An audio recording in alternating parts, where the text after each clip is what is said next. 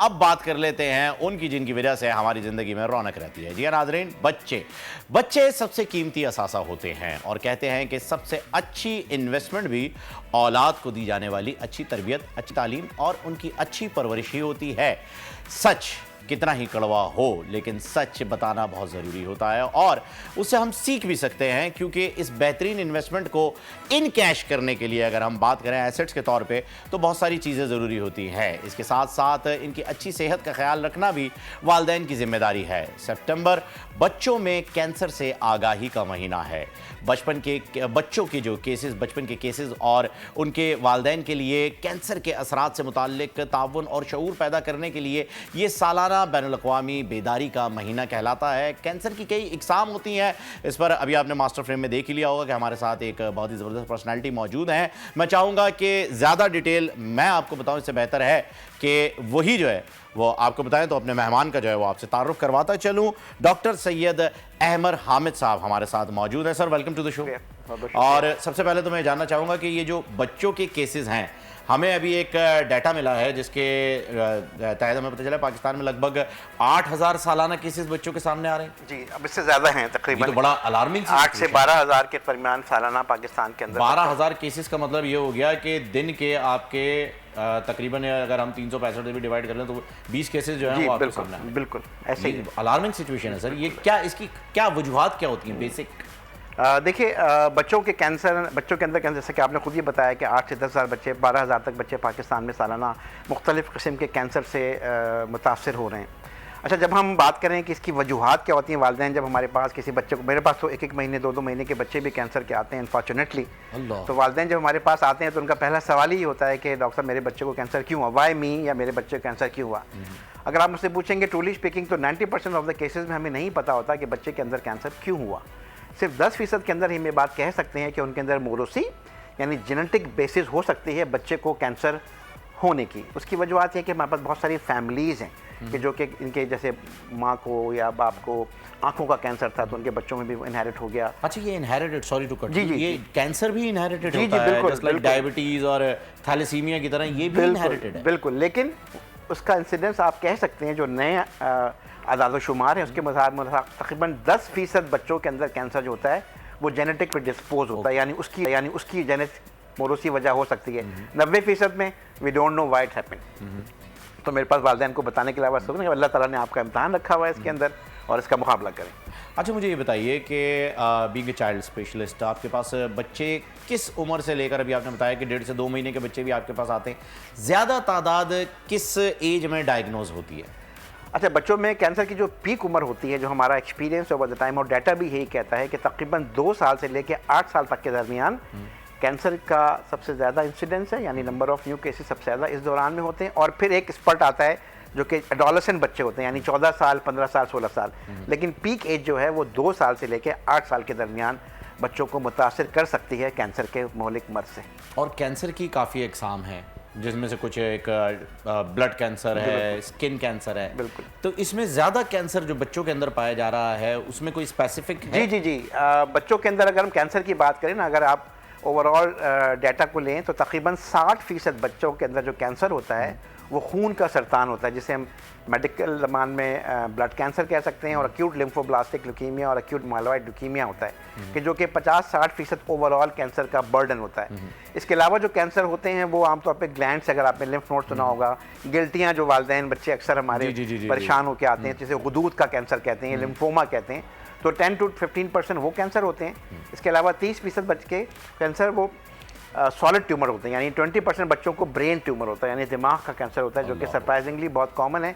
और फिर मसल्स का कैंसर जिसे हम रेब्डोमायोसार्कोमा कहते हैं, हड्डी का कैंसर जिसे हम ऑस्टियोसार्कोमा कहते हैं। लेकिन 60% ब्लड कैंसर, लेकिन 50-60% इज द मोस्ट कॉमन, इसीलिए वही सबसे ज़्यादा कॉमन भी होता है। और उसी के इलाज की फिर हम आहिस्ता आहिस्ता बात करेंगे उसके अंदर अलामात क्या होती हैं, लेकिन कॉमनेस्ट जो है वो ब्लड कैंसर होते हैं। अच्छा, वालिदैन को ये कैसे पता चलता है कि क्या सिम्टम्स होते हैं कि नज़ला, बुखार, खांसी, ये सब तो एक रैंडम है, घर में इलाज हो जाता है, तो इसका बेसिक जो है वो एंटीबायोटिक का एक सस्पेंशन बच्चों के लिए लेके रखा होता है इस उम्र के बच्चों के लिए।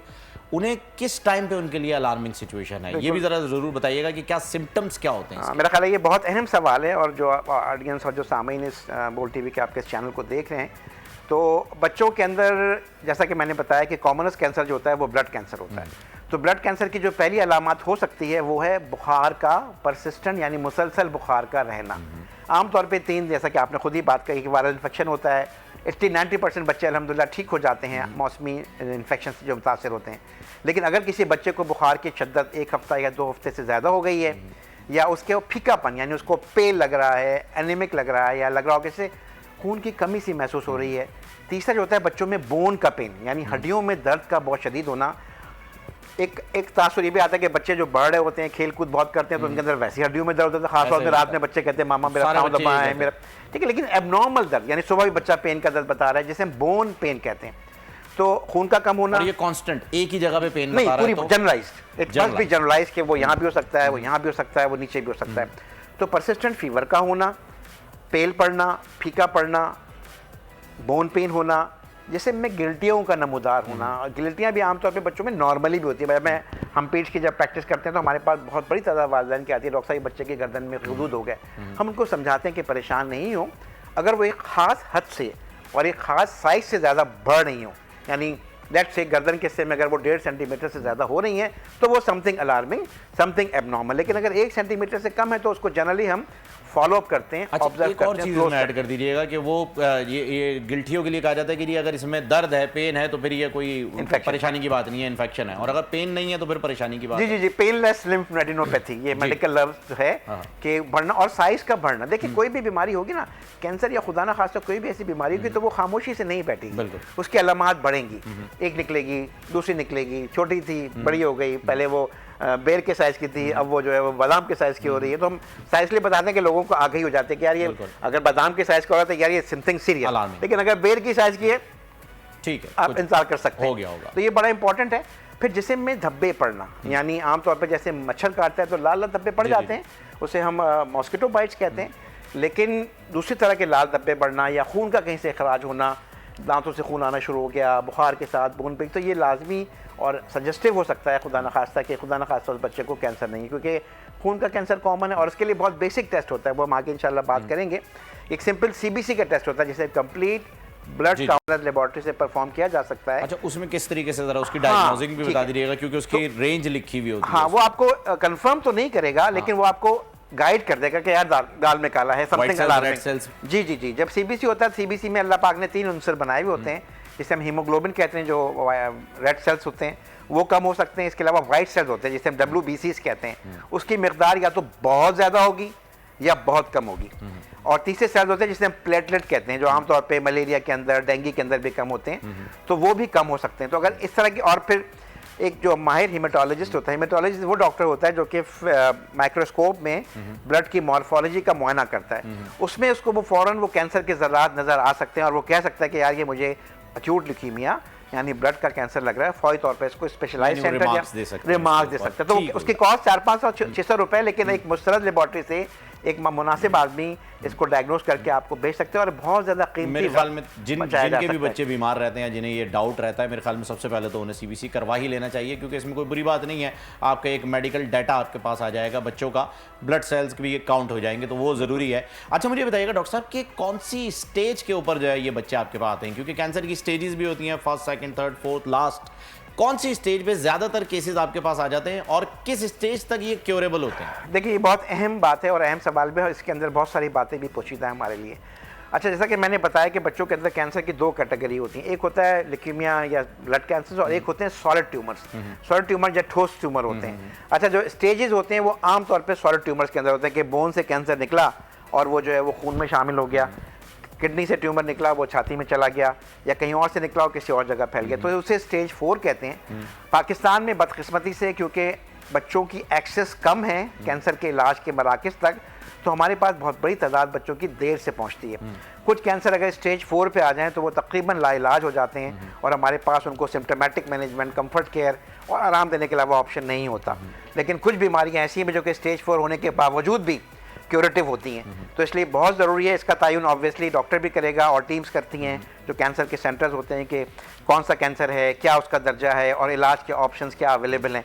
तो लेकिन अहम चीज़ ये है वालिदैन के लिए कि कोई भी ऐसे सिम्टम, कोई भी जिस्म में लंप यानी कोई स्वेलिंग, कोई बम्प, कोई स्वेलिंग हो जाए, कोई फीवर चल रहा हो, कहीं कोई गिल्टी नमूदार हो जाए, ठीक है, या बच्चों को सर में दर्द हो रहा हो, बहुत गैर मामूली किस्म का, उल्टियाँ महसूस हो रही हो, पेट में कोई उभार महसूस हो रहा हो, इसके साथ साथ आँखों में अगर रात में आंखें चमकती हैं, जैसे कैट आई हम इंग्लिश में कहते हैं, और आम आदमी बिल्ली की तरह चमकना आँखों, वो आंखों में कैंसर की अलामत हो सकती है। तो किसी भी अलामत को लाइट ना लें, और आपको सिर्फ एक मुनासिब अपने पीडियाट्रिशियन को जो आपके इलाके में है, जो आपके महल, अगर दूर भी हैं तो डिस्ट्रिक्ट हेल्थ क्वार्टर हॉस्पिटल वगैरह के अंदर आप एक अच्छे मुनासिब बच्चों के डॉक्टर को दिखा के अपने कुछ इब्तदाई टेस्ट करवा कर तशखीस तक पहुँच सकते हैं। डॉक्टर साहब, मैं वेरी क्विकली आपसे जानना चाहूँगा, क्योंकि फिर हमें ब्रेक पे जाना है, कि इसका ट्रीटमेंट तो आपने ये बता दिया कि इसके ट्रीटमेंट के लिए फैसिलिटीज़ यहाँ पर कितनी मौजूद हैं बच्चों के लिए? देखिए, बच्चों के कैंसर का जो कॉमन इलाज होता है वो आमतौर पर कीमोथेरेपी होती है, जो ल्यूकीमिया यानी ब्लड कैंसर के अंदर फर्स्ट लाइन ट्रीटमेंट होता है। सॉलिड ट्यूमर के अंदर सर्जरी, कीमोथेरेपी और रेडियोथेरेपी, ये 3-4 मोडेलिटीज़ होती हैं। फैसिलिटी सेंटर्स कितने? और पाकिस्तान के अंदर तकरीबन तमाम सूबे लिमिटेड एक्सेस है। पाकिस्तान में सेंटर जो है वैसे कराची के अंदर इंडस हॉस्पिटल हेल्थ नेटवर्क है, जहाँ पे बच्चों का फ्री ऑफ कॉस्ट कैंसर का ट्रीटमेंट होता है। बच्चों का जिन्ना हॉस्पिटल NICH कहते हैं, वहाँ पे कैंसर का भी ट्रीटमेंट फ्री ऑफ कॉस्ट होता है। आगा खान हॉस्पिटल कराची में सहूलत मौजूद है। इसके अलावा लाहौर में शौकत खानम हॉस्पिटल में बच्चों के कैंसर का फ्री ट्रीटमेंट होता है। चिल्ड्रन हॉस्पिटल लाहौर में तो तकरीबन 5 से 7, 8 सेंटर, 9 सेंटर हैं जो कि पाकिस्तान में, और इसके अलावा कुछ बेसिक, लेकिन अभी और सेंटर्स की भी जरूरत है। Thank you so much doctor साहब, आप हमारे साथ थे। और नाज़रीन, यकीनन आपको पता चल गया होगा कि सबसे पहला काम आपने ये करना है, अगर आपको लगता है कि आपके बच्चों में इनमें से कोई एक भी बीमारी नजर आ रही है, बिना टाइम वेस्ट किए फौरन जाइए और उनका CBC करवाइए। 400 से 500 रुपए का टेस्ट है, ज़्यादा एक्सपेंसिव भी नहीं है। आपकी जितनी भी गलतफहमियां हैं वो दूर हो जाएंगी और इंशाल्लाह बच्चे सेहतयाब होंगे। सब्सक्राइब करें और बेल दबाएं ताकि कोई खबर रह न जाए।